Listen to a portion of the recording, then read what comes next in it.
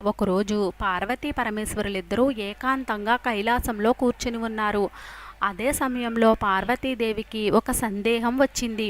పార్వతీదేవి పరమేశ్వరుని అడుగుతూ ఉంది, స్వామి, ఈ మూడు లోకాలను మీరు పాలిస్తూ ఉంటారు కదా, ఈ ప్రపంచంలో ఇప్పుడు కూడా చెడ్డ పనులను చేసేవారు, ఇంకా ఆపదలో ఉన్నవారు, ఎవరికీ సహాయం చెయ్యని వారు, వారే ఎందుకు సుఖంగా ఉంటున్నారు అని అడిగింది.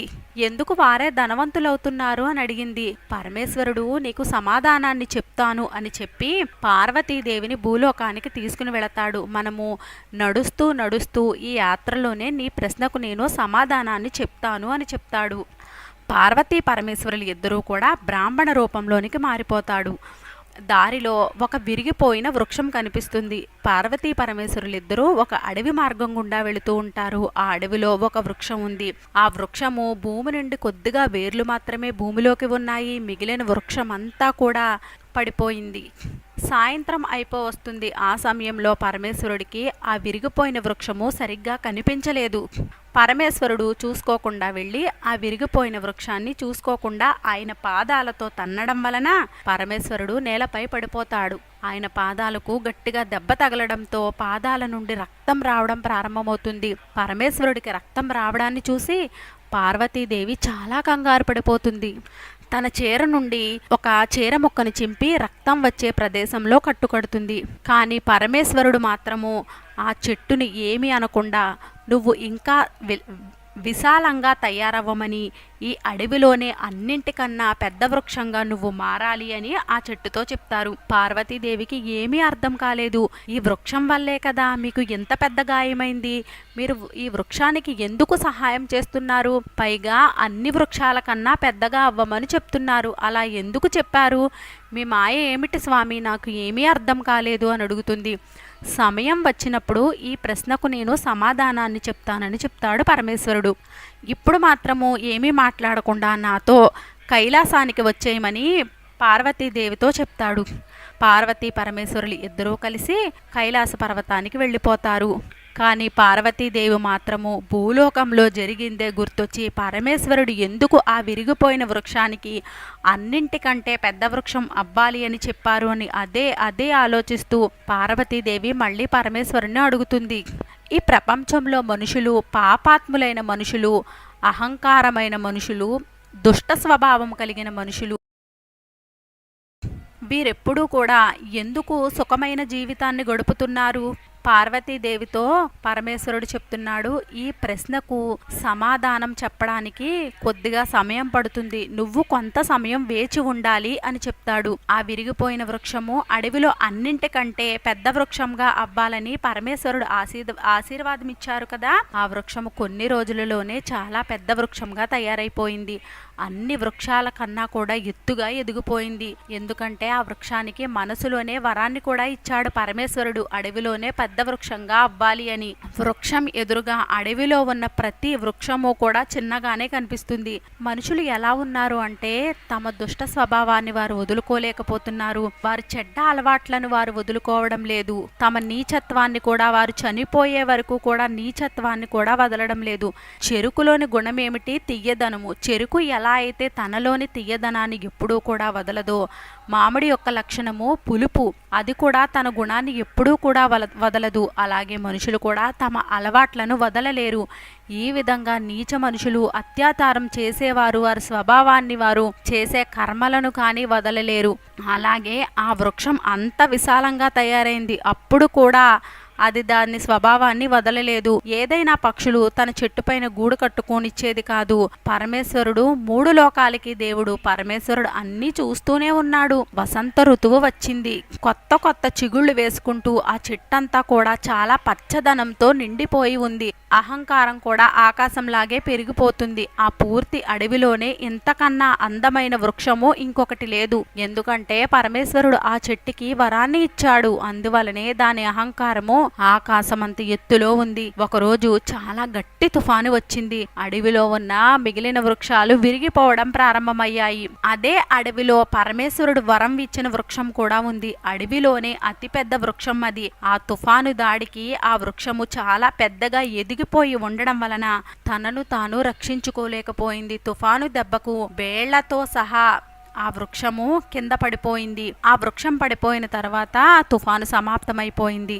ఒకరోజు ఆ వృక్షం ఉన్న దారి నుండి పరమేశ్వరుడు పార్వతీదేవి భూలోకంలో సంచారం చేయడం కోసం వస్తున్నారు. ఇప్పుడు పార్వతీదేవి పరమేశ్వరుణ్ణి అడిగిన ప్రశ్నలకు జవాబులు తెలుసుకోవాలని అనుకుంటుంది. పార్వతీదేవి పరమేశ్వరుని అడుగుతుంది, ప్రభు, నాకు ఏమీ అర్థం కావడం లేదు. మీరు నేను అడిగిన ప్రశ్నలకు జవాబు ఎప్పుడు ఇస్తారు? పద, మనం భూలోకంలోనే ఉన్నాం కదా, మనం వెళ్లే మార్గంలోనే నువ్వు అడిగిన ప్రశ్నలకు జవాబు దొరుకుతుంది అని చెప్తాడు. ఇది వరకు ఏ మార్గంలో అయితే వారు పయనించారో అదే మార్గంలో వారు వెళుతూ ఉన్నారు. ఆ మార్గంలో పెద్ద వృక్షం విరిగి పడిపోయింది. ఆ వృక్షం దగ్గరికి పరమేశ్వరుడు పార్వతీదేవి వచ్చారు. కింద పడిపోయి ఉండడం చూసి ఆ వృక్షము పార్వతీదేవి చూసి పరమేశ్వరుడితో అంటుంది, మీ లీలలు ఎంత విచిత్రమైనవి, ఇది ఎంత సుందరమైన వృక్షము, ఎంత పెద్ద వృక్షము, ఈ వృక్షంతో సమానమైన వృక్షము ఈ అడవిలో ఒక్కటి కూడా కనిపించడం లేదు. అన్నింటికంటే పెద్దగా ఉంది, అన్నింటికంటే అందంగా ఉంది వృక్షము. ఈ వృక్షం నిలబడి ఉన్నట్లయితే ఇది ఎంత అందంగా ఉంటుంది, కానీ వృక్షాన్ని చూడండి, వేళ్లతో సహా మొత్తం అంతా కూడా పడిపోయింది. దానికి కారణము ఏమిటి అని అడిగింది పార్వతీదేవి. పరమేశ్వరుడు పార్వతీదేవితో చెప్తున్నాడు, దేవి, ఈ విరిగిపోయిన వృక్షము కొన్ని సంవత్సరాల క్రితము మనం ఇదే దారిలో వెడుతున్నప్పుడు ఈ వృక్షం వల్లే నా కాలుకి దెబ్బ తగిలింది. నేను నేలపై పడిపోయాను. నా కాలు నుండి చాలా రక్తం వచ్చింది. ఆ వృక్షమే ఇది. కానీ నేను ఆ సమయంలో ఈ వృక్షానికి ఏం వరం ఇచ్చాను నీకు గుర్తుందో లేదో? ఈ వృక్షానికి చాలా పెద్దగా ఎదగమని వరాన్ని ఇచ్చాను. అప్పుడు నేను ఈ వృక్షాన్ని తీసి పారేయాలి అంటే నేను చాలా కష్టపడవలసి వచ్చేది. ఎందుకంటే ఆ విరిగిపోయిన వృక్షము చాలా అహంకారాన్ని కలిగి ఉంది. పాపి ఈ వృక్షము, అందువలనే ఈ వృక్షాన్ని నాశనం చేయడము నా ఆవశ్యకత. అందువలనే ఈ వృక్షాన్ని పెద్దగా అవ్వమని వరం ఇచ్చాను. దేవి, చూడు, ఈ వృక్షము ఎంత విశాలంగా అయిపోయింది. ఈ విరిగిపోయిన వృక్షము ఈ అడవిలోనే అతిపెద్ద వృక్షమైంది. ఎంత విశాలంగా మారినా కూడా దాని అహంకారాన్ని మాత్రము అది విడవలేదు. అన్ని వృక్షాల కంటే పెద్దదాన్ని అనే అహంకారం కలిగి పక్షులను తన పైన గూడు కట్టుకోనివ్వలేదు. యాత్రికులకు కూడా నీడను ఇచ్చేది కాదు. నీడ ఇవ్వకుండా ఆకులను ముడుచుకునేది. అందువల్లనే ఈ వృక్షము చాలా పెద్ద అహంకారి, చాలా పెద్ద పాపి. ఈ వృక్షము తన జీవితంలో ఎప్పుడు ఏ మంచి పని చెయ్యలేదు, ఎవ్వరికి ఉపయోగపడలేదు. అందువల్లనే ఈ వృక్షాన్ని సర్వనాశనం చేయడము నా ఆవశ్యకత. ఈ వృక్షము చాలా విశాలం అయిపోయింది. దాని పతనం జరిగింది. దానంతట అదే విరిగిపోయింది. దీనిని తీయడానికి నాకు ఎటువంటి కష్టము చేయవలసిన అవసరం రాలేదు. పార్వతి, దుష్ట వ్యక్తులు ఎవరైతే ఉంటారో వారు కొంతకాలమే ధనవంతులుగా ఉంటారు, బలవంతులుగా ఉంటారు, సుఖమైన జీవితాన్ని జీవిస్తారు. నేను వారికి ఒక సమయంలో తెలియచేస్తాను. ధర్మ మార్గంలో రావడానికి వారు ఆ సమయంలో మారకపోతే, వారిలో పరివర్తన రాకపోతే, ఏ విధంగా అయితే ఈ వృక్షము వేర్లతో సహా నాశనమైపోయిందో అదే విధంగా పాపాత్ములు కూడా వేర్లతో సహా నాశనమైపోతారు. ఈ వృక్షానికి అవకాశం ఇచ్చినా కూడా ఈ వృక్షము తనలో ఎటువంటి మార్పు రాలేదు. అదే విధంగా మనుషులు తమలో మార్పు తెచ్చుకోకపోయినట్లయితే వారు కూడా నాశనమైపోతారు. అప్పుడే పార్వతీదేవికి పరమేశ్వరుడు ఇచ్చిన సందేశము, జ్ఞానము అర్థమైంది. పార్వతీదేవి అంటుంది, నాదా, మీరు ముల్లోకాలకి నాదుడు. మీ లీల నాకు అస్సలు అర్థం కాలేదు. మీరిచ్చిన వరంలో ఎంత అర్థం ఉందో అప్పుడు నాకు తెలియలేదు. అదే విధంగా పాపాత్ములు వినాశము తమ చేతులలోనే ఉంది. రావణుడి పేరు ప్రతి ఒక్కరూ కూడా వినే ఉంటారు. రామాయణంలో రావణుడు 3 లోకాలను గెలిచాడు. తన జ్ఞానంతో 3 లోకాలను గెలిచాడు. కానీ తన మృత్యువును తనే తెచ్చుకున్నాడు. రావణుడు మరణించినప్పుడు ఏడవడానికి మండోదరి తప్ప ఎవ్వరూ లేరు.